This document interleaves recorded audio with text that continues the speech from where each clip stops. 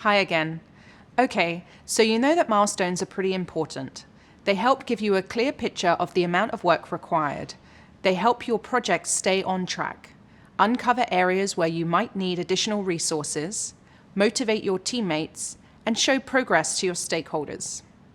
So now, let's talk about identifying milestones within your project and how you can set deadlines for each one.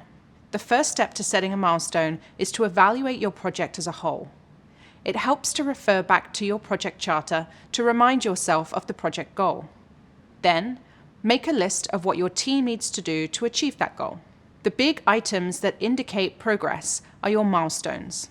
These are the key points within the project schedule that signify the completion of a project deliverable or a phase in the project. Smaller items, like any item that a stakeholder wouldn't need to review, for example, are tasks.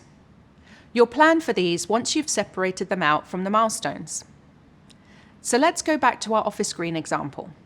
One of the project deliverables is a new website. And as we determined earlier, some milestones for our Office Green website scenario include securing approval of website design, completing development of the website, and implementing user feedback.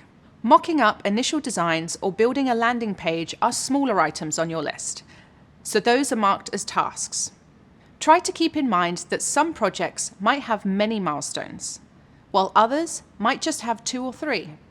There's no one right number of milestones to set. The number will vary from project to project. Once you've determined your milestones, the next step is to assign each one a deadline. Reaching each of your milestones is dependent on the completion of multiple project tasks. So to make sure you give your team a fair amount of time to complete each of those tasks, you'll need to space your milestones out accordingly. For a larger, months-long project, like Project Plant Pals, you shouldn't expect to meet multiple milestones in the span of a week. Mocking up website designs and collecting insights from user testing are big tasks that take time. You need to space milestones out to give your team room to complete their work.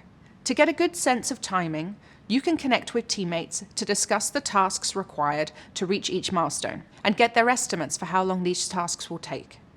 With those estimates in mind, you can make an informed decision about reasonable deadlines for each milestone. When you set deadlines for milestones, you'll also want to consider the needs of your stakeholders. Ask yourself when they'll expect to see a certain project deliverable, and consider the answer when choosing a deadline. Your stakeholders will want to see regular indications that the team is making progress, and milestones are a great way to show that progress. So to recap, you set milestones by looking at your project as a whole and pulling out important checkpoints that show progress.